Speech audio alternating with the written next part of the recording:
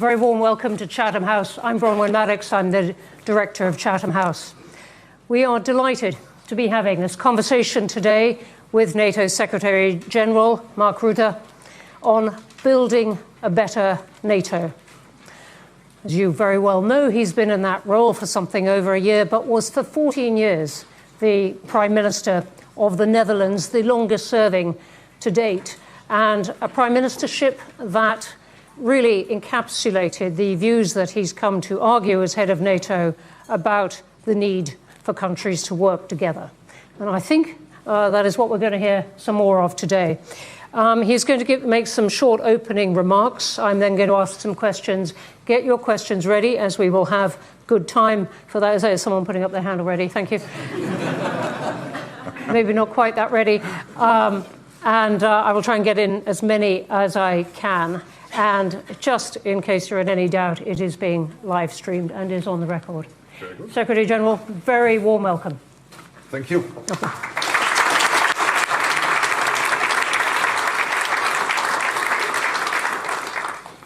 Well, thank you for the introduction, Bronwyn. And it is a pleasure to be at Chatham House, which is still one of the world's leading think tanks on international affairs. So it's a real honor to be here. It has been producing influential ideas for more than a century.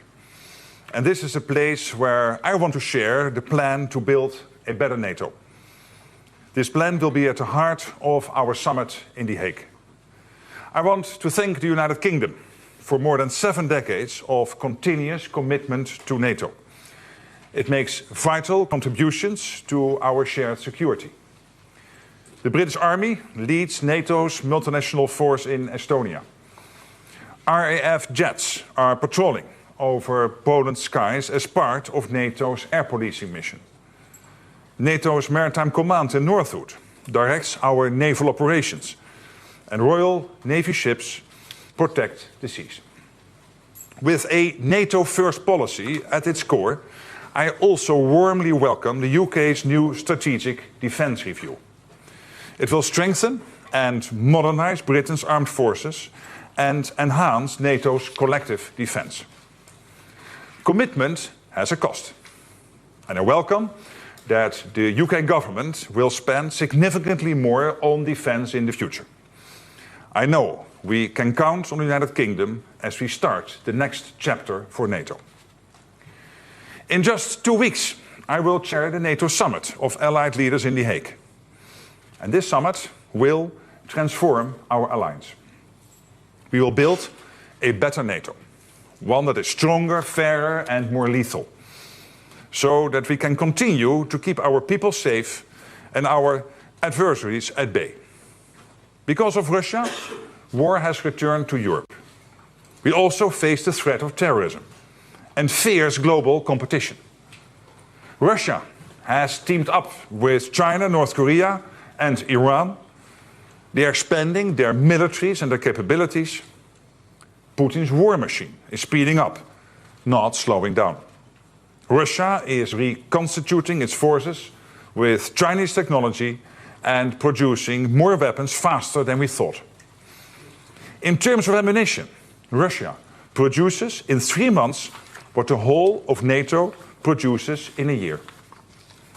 And its defence industrial base is expected to roll out 1,500 tanks, 3,000 armoured vehicles and 200 Iskander missiles this year alone.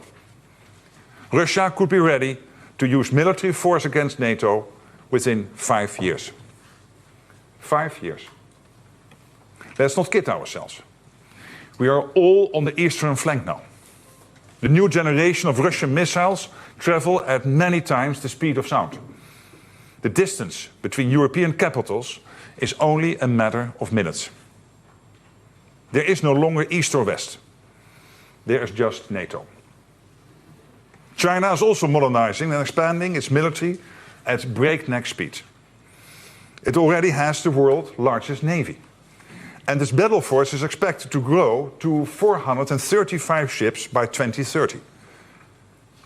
China is also building up its nuclear arsenal. And it aims to have more than 1,000 operational nuclear warheads also by 2030. Those who stand against freedom and democracy are digging in, preparing for long-term confrontation, and trying to dominate and divide us. In 1936, Winston Churchill posed this question during a debate in the House of Commons. Will there be time to put our defenses in order? Will there be time to make these necessary efforts? Or will the awful words, too late, be recorded? And that is the question for NATO now. History has taught us that to preserve peace, we must prepare for war. Wishful thinking will not keep us safe.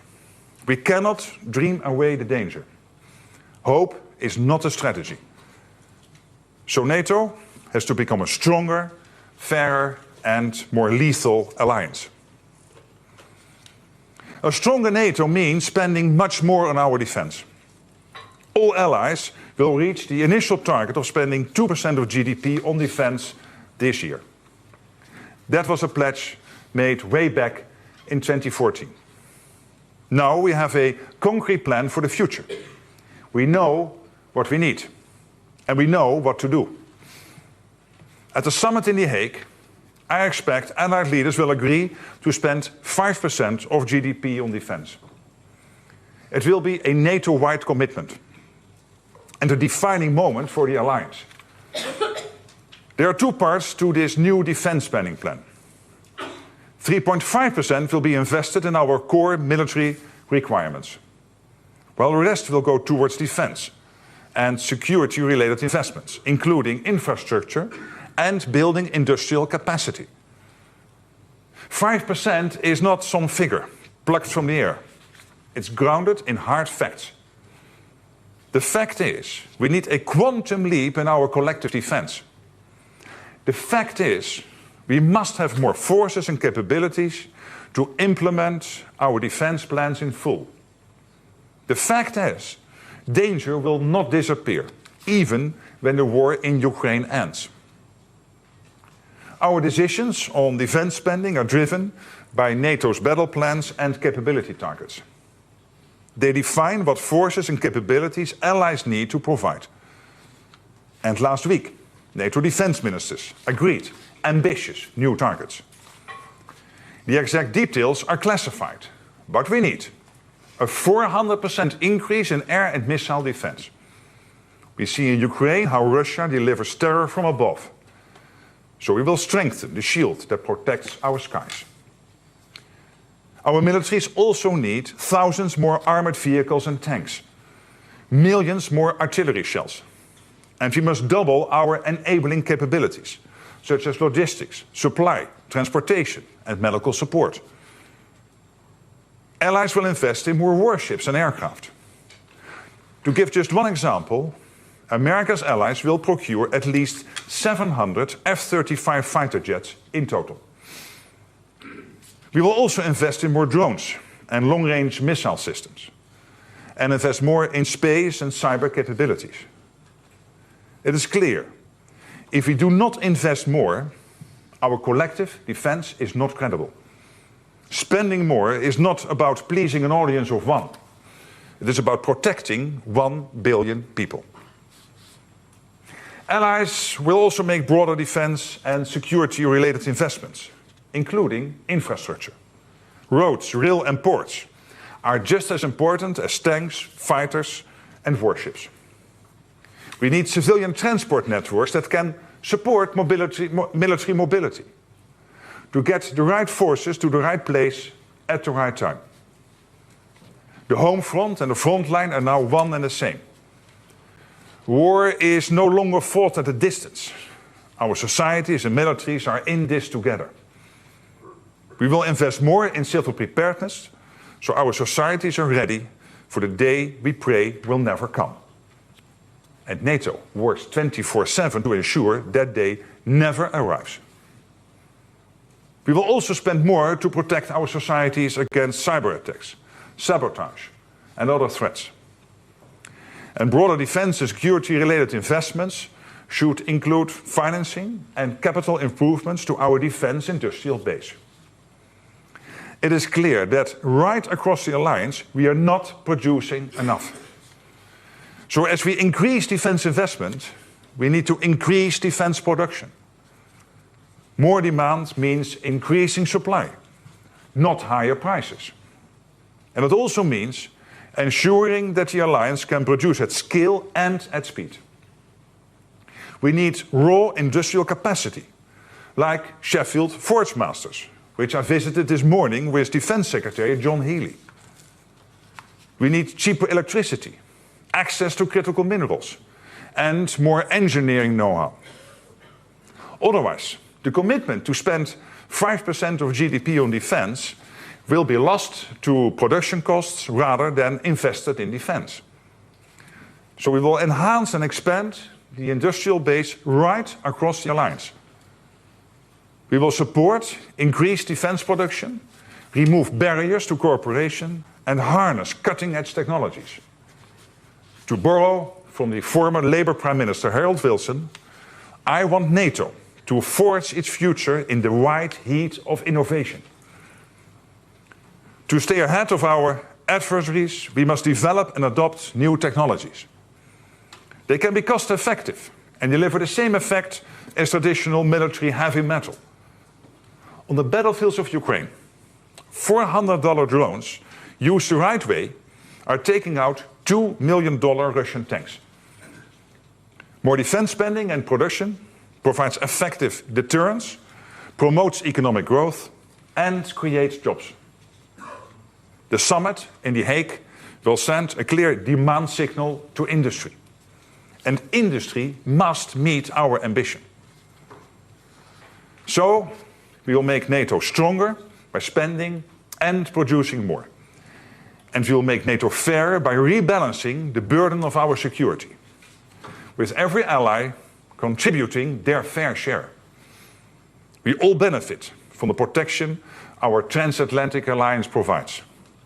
And it is vital that every member of NATO pulls their weight, because America has carried too much of the burden for too long. America's allies have broad shoulders, and Europe and Canada will do more for our shared security. And that will be backed by America's rock-solid commitment to NATO. As well as becoming stronger and fairer, NATO will become more lethal.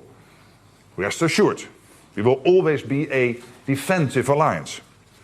Becoming more lethal means strengthening our deterrence and defense posture, providing our militaries with what they need to keep us safe, and showing any aggressor we can and will hit back harder.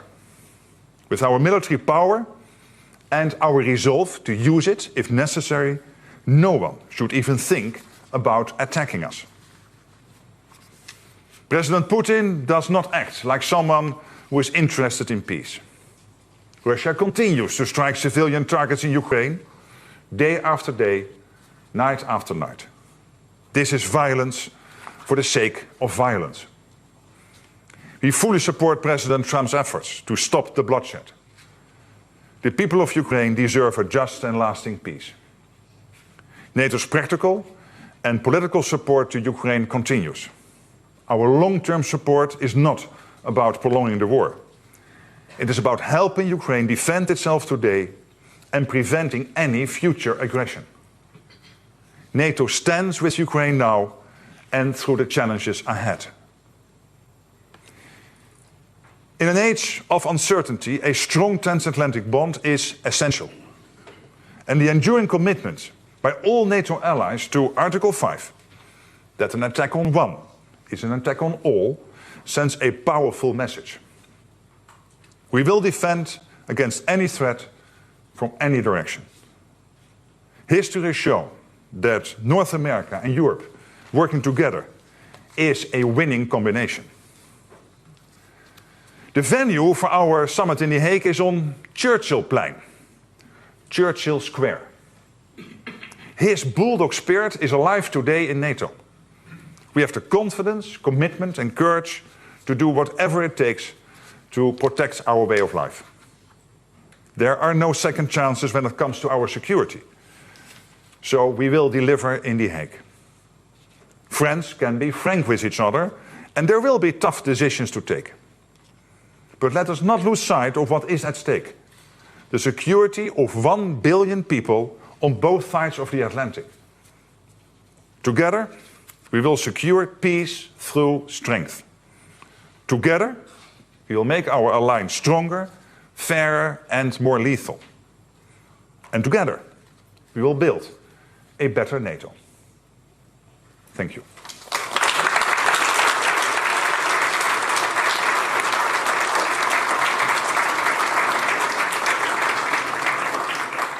Thank you all very much indeed. And I'm using as my pad to write on, but what I can recommend to you, today's edition of The World Today, which is a large part of which is dedicated not only to NATO, but people making suggestions to the Secretary-General as to what he might do. Thank you for that speech. Let me ask you, straight away, you've used the word lethal quite a bit. What point are you trying to make through that? The point I want to make is, yes, we are still a defensive alliance, but we are deadly serious that if anyone tries to attack us, that the consequences for that attacker will be devastating. Be it Russia or anyone else who tries to do anything against us. And we have to be absolutely clear. And this is not only about the money and the weaponry, it is also about the mentality that we do realize that there is a lot at stake here. And the people trying to act against us must understand this. So what is the main threat to NATO members? Is it Russia, which everyone in Europe is very conscious of, or is it China, which seems to be the focus of the US's alarms in the world? The main long-term threat against NATO is Russia, there's no doubt. But you rightly said there is more than Russia. And NATO was never established to fight only the Soviet Union. It was there to protect NATO territory from anyone who tried to attack us. And what we see at the moment is an enormous build-up in China of their military capabilities. I mentioned in the speech, including what they do Navy-wise. They will have in 2030 100 more ships than the US has currently. And they have a defense industrial base in China to build even more ships, which the Americans at this moment can absolutely not compete with. This is one of the big issues we have, that when it comes to defense spending, there is an issue with Europe and Canada. When it comes to defense production, there is an issue with Europe, Canada, and the United States. Because all over the alliance, we are not producing enough. And China is working together with North Korea, Iran. They are supporting, as we all know, Russia's war effort against Ukraine. So these four working together is, of course, a relevant development. So yes, Russia, but clearly also focusing on what China is doing. And of course, the fact that these four working together and North Korea getting the latest technologies from Russia and others in return for their support to Russia in the war effort against Ukraine. So in terms of strategy, it is Russia, it is China, and is the others working with them. All of these. Yeah, so NATO wants to protect its territory for 1 billion people. And of course, when you ask me what is your first and main threat long-term, it is Russia, absolutely. But we have to be conscious of what is happening. And I was visiting 2 months ago Japan, speaking with the whole senior leadership there. And of course, they are very worried about what's happening in the Pacific. They really very much value the relationship they have with NATO. That is also true for Korea, the Republic of Korea, for Australia, for New Zealand, the so-called Indo-Pacific Four. And it shows you that we cannot think that there is one theater which is the Euro-Atlantic theater. Yes, of course, that's the main theater we are focusing on. But we have to be conscious of the fact that this is all interconnected with what is happening in the Pacific. And the war in Ukraine, Russia's unprovoked war against Ukraine, clearly shows that all these countries work together here. Can NATO survive a drawdown of US presence in Europe and some of the questions that the US has directed at NATO about its value? Since President Trump came in office, in the first couple of weeks, I got many questions from European leaders. Will the US stay committed to NATO? And I told them, I said, well, you might want to put on your television and listen to President Trump when he has President Macron in office, or Prime Minister Starmer, or Prime Minister Maloney. When I was visiting, others were, and recently, of course, Chancellor Merz. And there is a total commitment from the American president and down the whole system to NATO, but also an expectation. And the expectation is that we in Europe and Canada will indeed equalize in spending with the US. And we have to do that, not only to equalize, but we need that 3.5 core defense spending to be able to deliver the capability targets. Then there is the question, okay, if they then stay, Mark, with NATO, might they all of a sudden decide that SACEUR should be a European general, the Supreme Allied Commander, which has traditionally always been an American general, because there were these rumors. Well, there's your evidence. Last week the appointment was announced of the new Supreme Allied Commander and holding an American passport. And the third question is, will they all of a sudden withdraw troops from Europe? There's absolutely no question on that. What they have said is that, yes, obviously for the United States, not only concentrating on the Euro-Atlantic, but also as the biggest worldwide economy and the biggest defense power in the world, they also have to, of course, focus on the Indo-Pacific, they have to focus on the Middle East, and that over time there will be somewhat more pivoting towards Asia is only logical. I'm not worried about that, but I'm absolutely convinced we will do that in a step-by-step approach. There will be no capability gaps in Europe because of this, and there's absolutely no... And you've seen it when, again, Chancellor Merz visited the White House when it came to the American troops presence in Germany, and a clear commitment of the American president on that point. So no capability gaps in Europe. Over what period? Can you say that immediately, that the US drawdown won't happen too fast? I think we can say that the US under President Trump has won this argument that that has been there for a very long time about Europe needing to spend more, and you've embraced that in what you've said. But he has also said a lot of other things, indeed, about pivoting to Asia. We'll come on to Ukraine in a moment. But on the US perhaps having fewer troops in Europe, is that not going to leave Europe exposed at any point? Not at all. I have no worry about that. And why not? Because in the United States, with everybody I speak with in the Pentagon, in State Department, in the White House, the President, the National Security Council, people are aware. NATO is not only there to, again, quote Churchill, not quote, but referring to Churchill in his famous speech in the US Congress in December 41, to prevent the mistake after the First World War, again after that then ongoing Second World War after Pearl Harbor when he gave that speech. That the long arm of history will reach out again across the Atlantic Ocean to get the new world involved in a war in the old world. It's not only because of that historical reason. In the US, all the generals, all the senior policymakers totally understand that for the US homeland security, for the defense of the homeland of the mainland US, its territory, a secure Atlantic, a secure Arctic, and a secure Europe is crucial. When the Norwegian Prime Minister was visiting, he showed President Trump the pictures of the nuclear submarines just across the border between Norway and Russia. We sometimes forget that Norway has all over Sweden and Finland this border with Russia, and there is that big, one of the biggest, maybe the biggest Russian submarine port. And he said, Mr. President, these nuclear submarines are not there to target Norway. They are there to target the United States. And what we do collectively is make sure that they can never do that.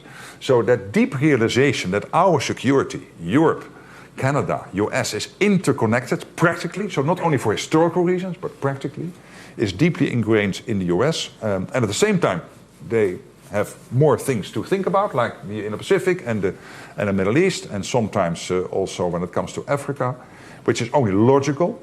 So we spending more for them to pivot more towards, for example, in the Pacific, over time, step by step, is possible. What about Ukraine itself? Does it not weaken NATO in some sense if the US president says, look, NATO was part of the provocation for Russia of this war, Ukraine started it, and begins to talk about ways of settling that seem to make many concessions to Russia? But look what President Trump did since he came in office.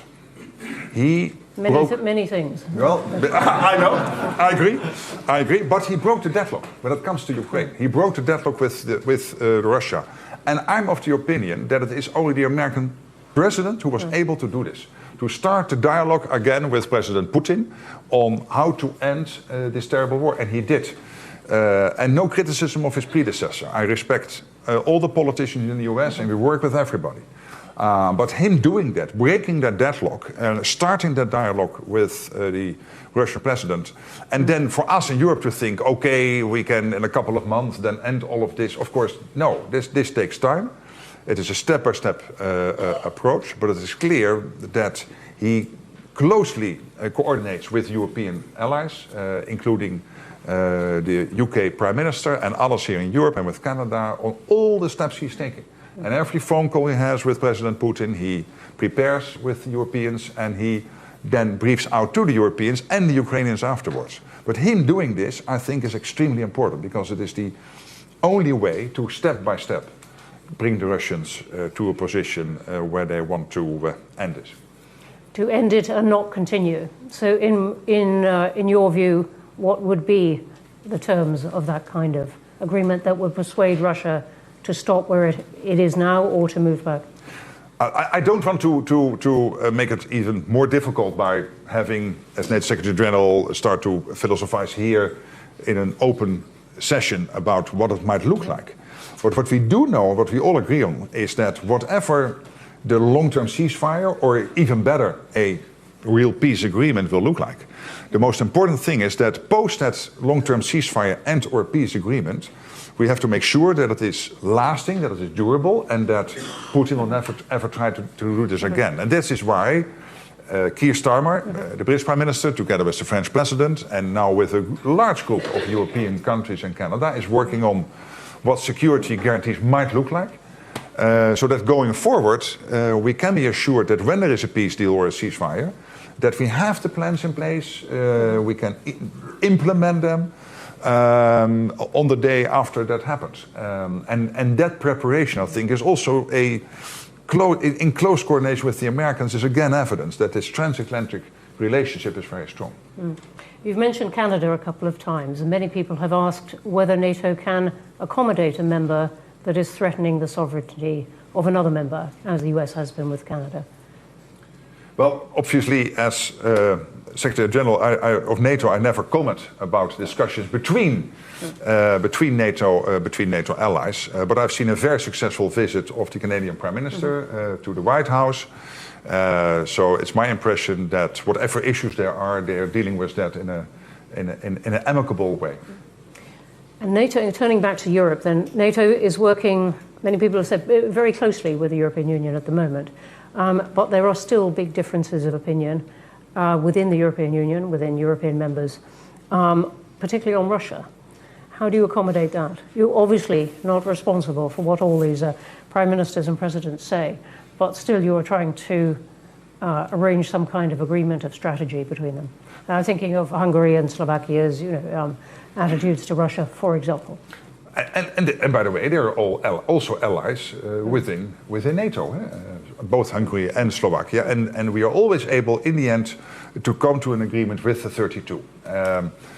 NATO was never established to have a kumbaya where we would immediately, from minute one, agree on everything. So to have that debate as democratic societies within a democratic alliance, which is based on unanimity, I think only strengthens the alliance. And when it comes to the cooperation with the EU, you're right.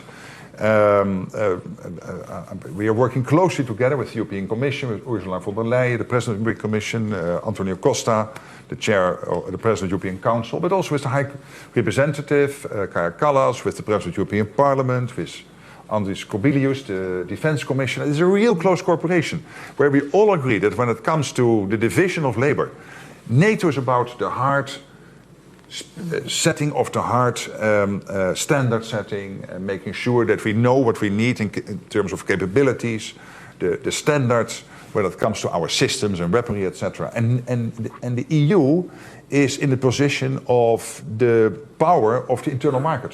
For example, getting the industrial base going, making sure that these investments will take place, that ultimately, in a couple of years, we will not conclude that we still buy the same amount of weaponry, which is far from enough, but at a higher price. And that cooperation is really working very well. Now, how would you explain to people who are running a government now, a democratic government, how to explain to their voters why so much money is suddenly needed on defence? The numbers are going up. This government has taken time to commit to 2.5%. Suddenly people are talking about 3, even 5, as you're saying. So they have to go, as this government will. It's on Wednesday, has its spending review in Parliament. An illustration of how much money there isn't for lots of things. How would you suggest to them that they explain to voters why this is so necessary now?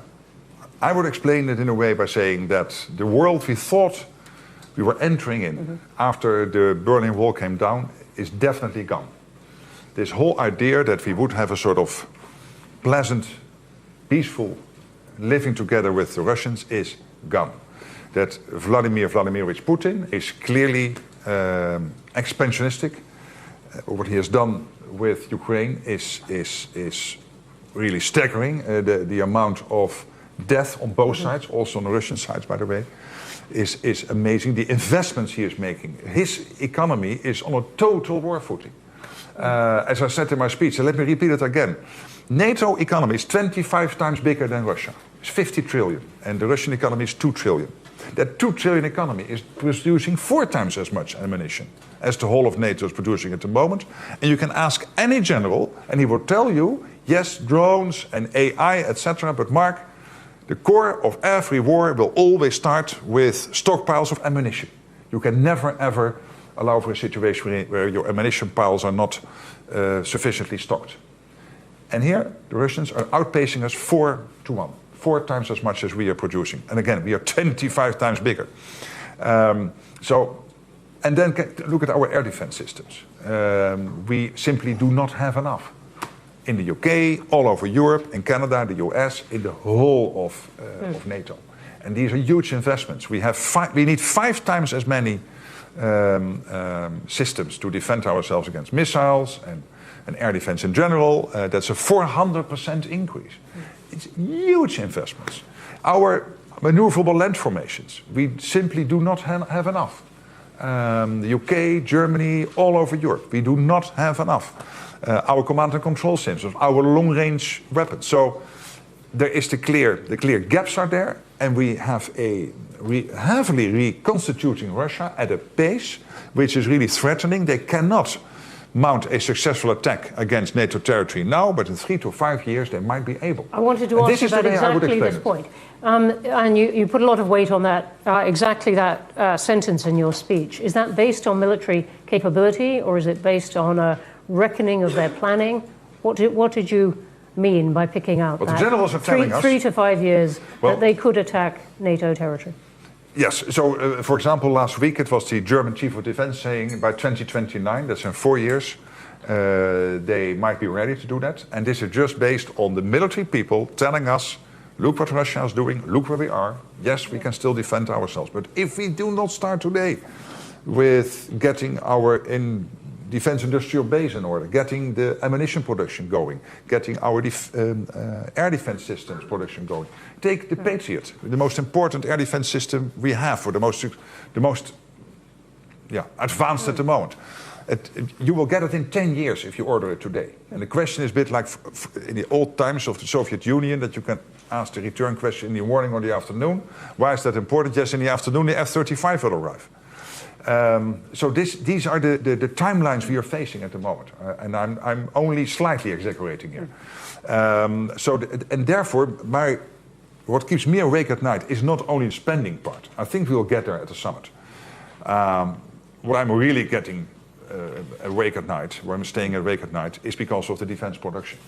Because for your credible deterrence, it is not only about spending and people, it is also about being able to produce.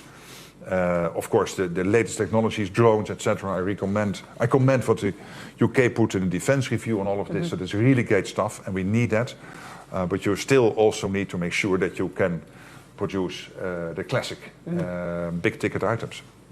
Hence your visit to Sheffield. Let's go to questions. There are tons online. Let me start over here. Let me start at that side and take those 2 at the edge. Let's take them in. Thanks very much. Carl Dinnan from ITV News. You've just come from Downing Street, where you were talking to the Prime Minister. Did he agree that Britain would spend the 3.5% that you want as core defence spending, and what is the timeline that you have agreed with him for that? Well, obviously, I don't have a vote in the NATO summit. I'm holding the gavel. And it's also not up to me to disclose what we discussed, because I don't think that's fair. But let me just try to answer your question in a different way. First of all, I've seen sometimes in the British press that there is the defence review, and now there is this proposal I made about the 5%, the 3.5 core and 1.5 defence and security related spending. So then people are saying, hey, there is a discrepancy. I don't think there is. Why not? Because every country is working in cycles to constantly update its own defence strategy. That's exactly what the UK is doing, and I'm really impressed with what John Healey, the Defence Secretary, and the Prime Minister, and the Foreign Secretary, David Lammy, have brought out last week. Because it's exactly what we need. The drones, the latest technology, but also, for example, investing in 6 factories producing ammunition. I mean, you heard me about my worries about ammunition. I mean, this is at the core of the UK defence review, including the spending targets to get there. And then there is, and this is happening in many countries in different cycles, etc. And there is this summit coming up discussing how we get, over time, with a credible path to get there, a longer-term goal of this 5% defence spending. So I don't see a discrepancy here. We will, as I was here today, I will visit Italy later this week and also Sweden. And I will be in Canada next week. So we will have many more consultations and we will discuss the details, of course, in Brussels. I really think we will get to a common position. Okay, I'm going to take a few more down here. Let's take the next one along, and then in the row behind. Go ahead. Harry Fawcett from Channel 4 News. You said that the 1.5% defence-related spending was grounded in reality, and it's not for an audience of one. It is, though, it seems like a happy coincidence that 1.5 plus 3.5 equals 5, and there is some criticism that there is an elasticity in how to define what comprises that kind of spending. So how do you respond to those concerns, and is there a metric to define exactly what should fall within that 1.5%? So what we did, we had the old 2%, which was agreed in Wales, and there are clear definitions what you can count to the 2% core defence spending. We are not going to change those criteria. So they will remain, and the 2%, if I get my way, will be 3.5%. But then when we were discussing all of this, and also look at the UK Defence Review, which is also spending a lot of time on this and a lot of is discussing this. Yes, there is the core defence spending, but you need bridges which are able to hold a tank. Sometimes you are even not daring with your car to cross the bridge, let alone with a tank. You need the defence industrial base to be developed. For example, this factory in Sheffield was bought by the UK government because it is delivering core capabilities which are essential to the UK defence requirements. Buying such a factory is not a defence spend in the 2%. But still you need to do it, and you need to develop the defence industrial base because we simply do not have enough. And then we have the issue of societal preparedness. When you watch Norway or Finland or Sweden, what they are doing in terms of having the whole of society to understand what their role will be it active or at least not getting in the way of the military people if war breaks out or a natural disaster hits. I mean, in many other countries, my country, many other countries, we are not nearly there. So all this spending also needs to be done. And we have calculated this at roughly 1.5%. We are now discussing in Brussels the more specific items, but these are the big ones. So defence industrial base, developing your infrastructure in a way that it can help you to move from A to B with military and equipment. But also this big issue of preparing your civilian populations for whatever might happen. And there's a lot of money, so we need to do that. Okay, I'm going to take one in the, yes, and then I'm coming to some more over here. Hello, Edward Lucas in The Times. You mentioned in your speech improvements to the defence defence finance and investment. And I was wondering if you could elaborate on that a bit. Is this an allusion to the idea of a defence bank, which John Healey was talking about at the weekend? It's not just a matter of spending more money, it's spending it more effectively, which you've alluded to. There are a couple of initiatives out there, so I was not particularly alluding to that, but I know of these initiatives and we follow them with great interest, because everything making it possible to get the money and spend it where we need to spend it is positive. But it's always a bit tricky for me to get into the details of each of these initiatives. But take another initiative, which is the European Union. What the EU is doing with Re-aim Europe, which is an 800 billion package in which you have the 150 billion SAFE program. You could also argue that that is also part of freeing up the money at a national level to make it possible for countries to invest enough. So it is really optimizing here, but it's also about your defense industrial base. That there might be opportunities when maybe in the future you would have unavoidable closures of some big industrial plants for whatever reason, because this is part of your normal economic cycle. And of course, always regrettable, but not always avoidable. That you look in a pragmatic way whether this is an opportunity now to use that particular asset to converge into defense production. So all of these issues are falling under that sentence. Thank you. I'm going to take a few which are about Ukraine or fighting. Don't do the BBC. Fighting now. I'll come. All right, go on. I was already watching I'm open to suggestions, then I'm coming to Ukraine. Thank you, Secretary General. We don't want to be in a fight with you. Jonathan Beale from BBC. You didn't actually answer the question that Carl asked. The next question. Which was, what is the deadline for this? Is it 2032 or 2035?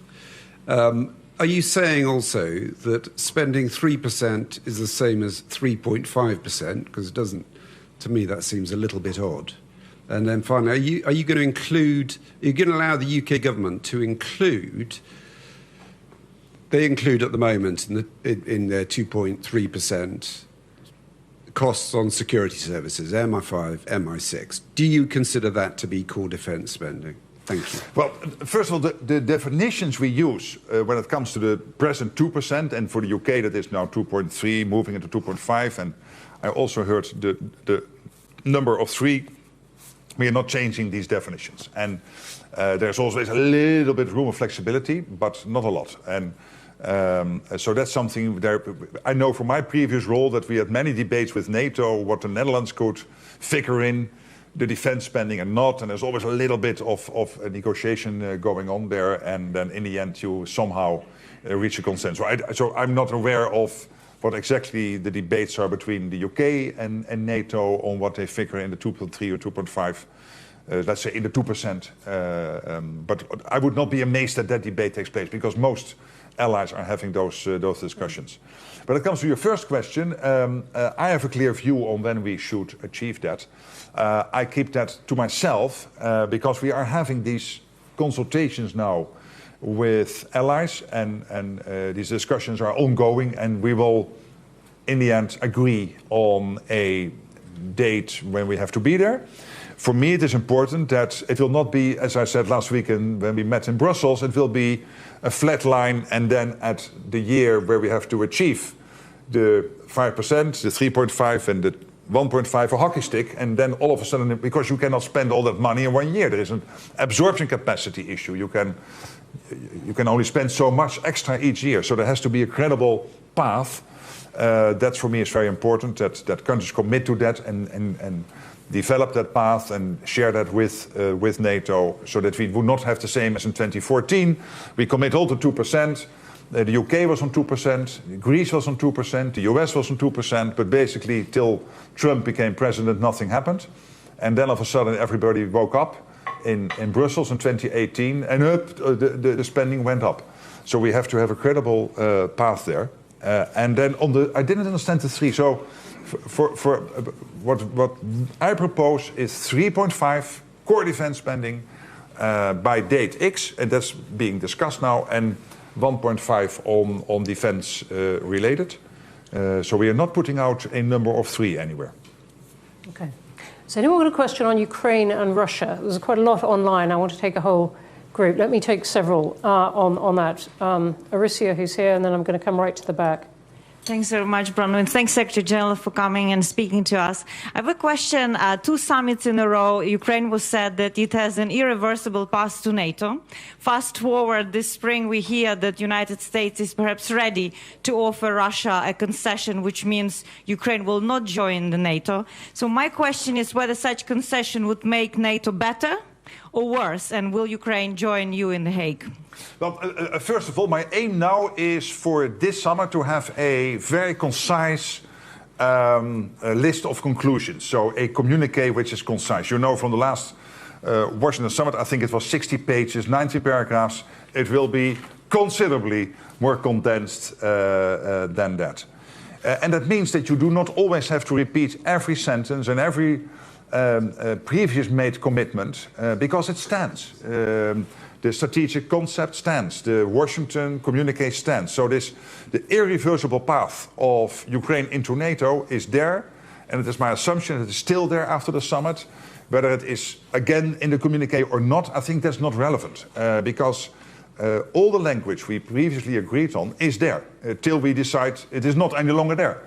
So I pretty much presume that at my presser after the summit, I will repeat that sentence as being part of what NATO agreed. And we are building that bridge as we are speaking, through the command in Wiesbaden, through the organization in Poland. We have jointly with Ukraine to capture all the lessons, through the comprehensive assistance package, all the other activities.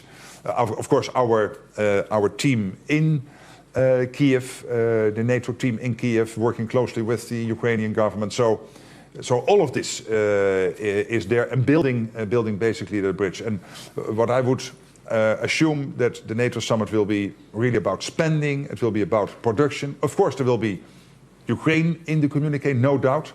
But don't expect endless paragraphs of restating what we already said in the past. That's all there and it will stay there. And then on America, but not only the US has come out for a long time against Ukraine joining NATO. There have been other allies, take Hungary, take Slovakia and others who have said we are against that. So the language is there is this irreversible path into NATO. And again, I think that the Hague communique will be really very much focused on a few issues. Okay, thanks. Let me go right to the back. And then here in the front. Yep. Crispin Ellison, member. Secretary General, thanks very much for your talk and the questions. You emphasize production in Russia is about 4 times that of NATO. But they're not building stockpiles. They have no stockpiles. They are using that.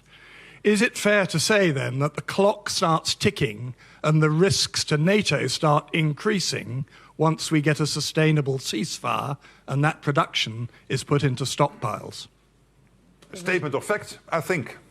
And by the way, our assumption at the moment is that even whilst the war against Ukraine is continuing, that they're still able to slightly increase stockpiles, but that's debatable. But I think to your question, I mean, that's a statement of fact. Yeah. Okay, let me come over here to the front. Thank you. Thank you, Secretary General. I'm Francis Stoney, The Telegraph.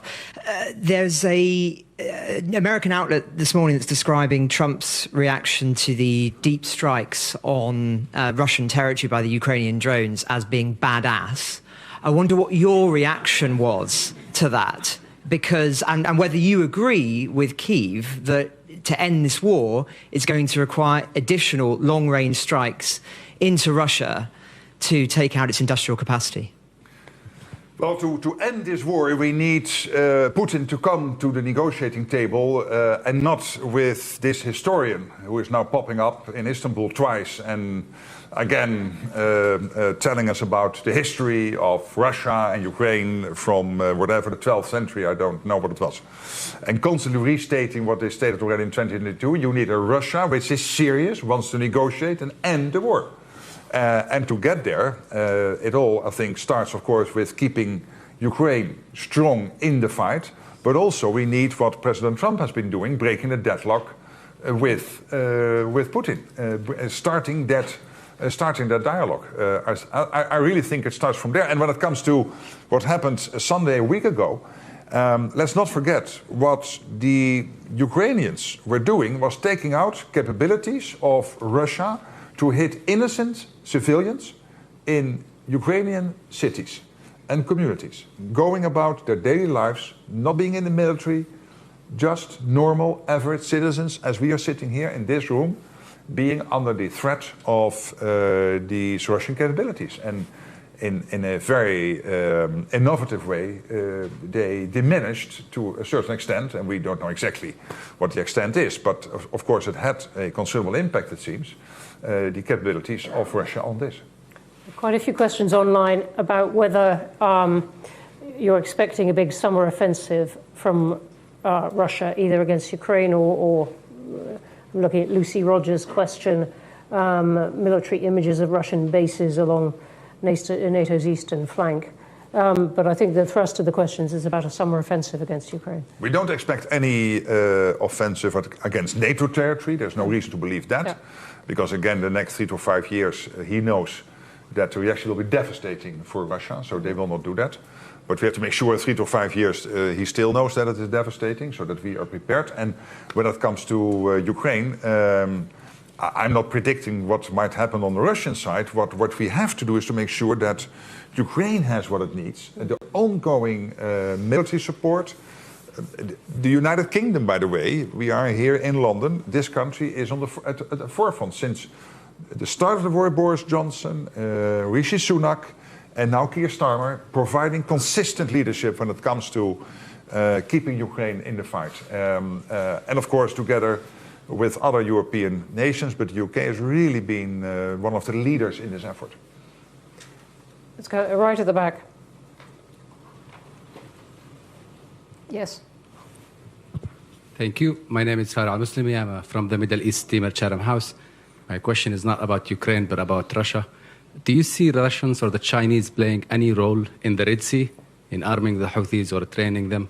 And overall, where does the NATO see the Red Sea crisis, let's say, in your top 10 of risks? Does that flag on your radar overall? Thank you. Well, here our biggest worry, of course, is with Iran. And the fact that Iran is part of this foursome, this really awful foursome of North Korea, China, Iran, and Russia.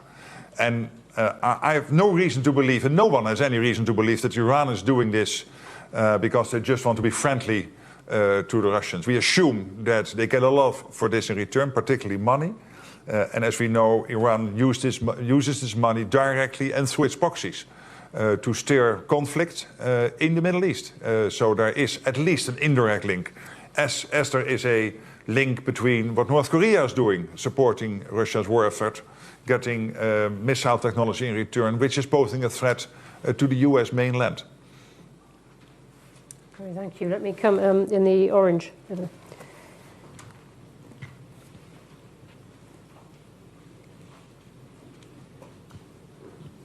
Danielle Sheridan from The Telegraph. Do you think this Wednesday... How many are here from The Telegraph? Was also Yeah. A big newspaper. I was almost not going to say where I was from, actually. But do you think this Wednesday we should see the Chancellor raise taxes in order to cover the defence spending that you think is required? Well, it's not up to me to decide, of course, how countries pay the bill. I mean, what I know is that if we want to keep our societies safe, and look, if you do not do this, if we would not go to the 5%, including the 3.5% core defense spending, you could still have the National Health Service, or in other countries their health systems, the pension system, etc. But you'd better learn to speak Russian. I mean, that's the consequence. I mean, when I came to NATO, people sometimes told me, yeah, but Mark, bringing these brutal facts out in the open might also rattle our populations. Yes, they'd better be rattled, because this is a reality. I mean, let's be honest. It's our task as politicians to be brutally honest how we see the facts and what is and the facts are clearly there that Russia is able, within 5 years, to mount a credible attack against NATO territory if we do not now start to take these decisions. And then, of course, there is the issue how to finance that.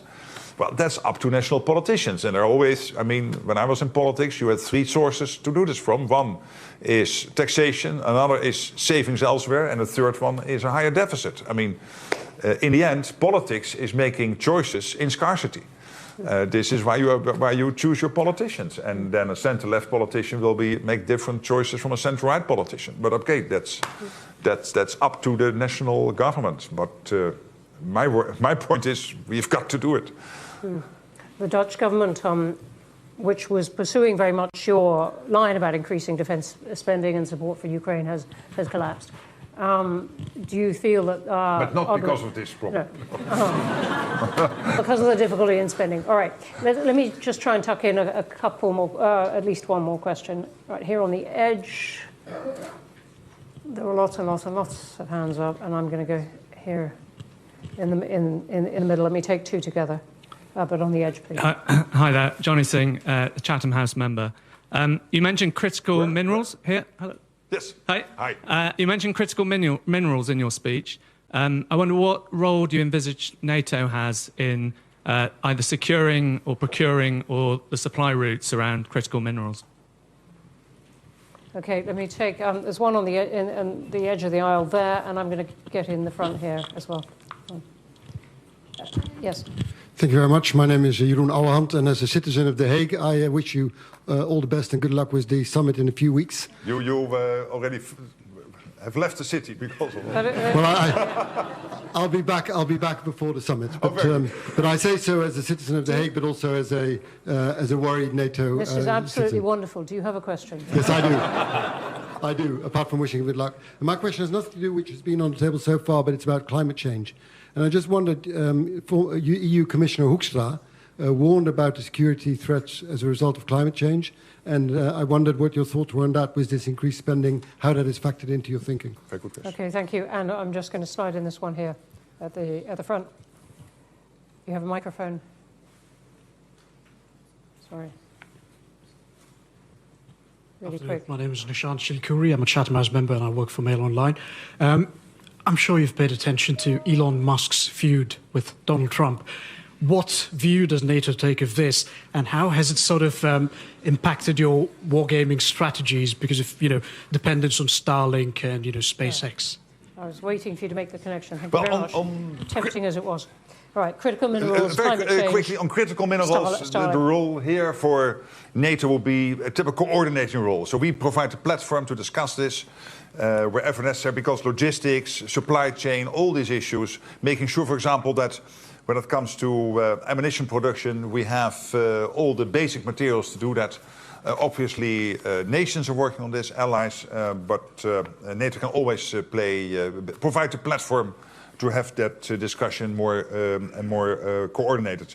On climate change, obviously, this is a case in point. What we are seeing is that, for example, the Arctic is opening up. So it has an impact. And the fact that the Russians and the Chinese are now sailing in the Arctic, and that the 7 high north countries, US, Canada, Sweden, Finland, Denmark and Iceland, have asked NATO to become more involved here. And we will do that. Is clear evidence of this. And so we have the issue of icebreakers, China, Russia active there. And this has to do with the fact that these routes are opening up. And this has to do with the fact that global warming is taking place. And NATO has, after long consideration, decided not to have a view on what is happening at the moment. Okay, thank you. We are going to have to stop there. I'm so sorry. Thank you for the terrific questions online. Yeah. I didn't take so many because they overlap with what we had discussed already, but they were great and great to have them. Thank you, everyone, for coming and for your excellent questions. Please join me in thanking the Secretary General.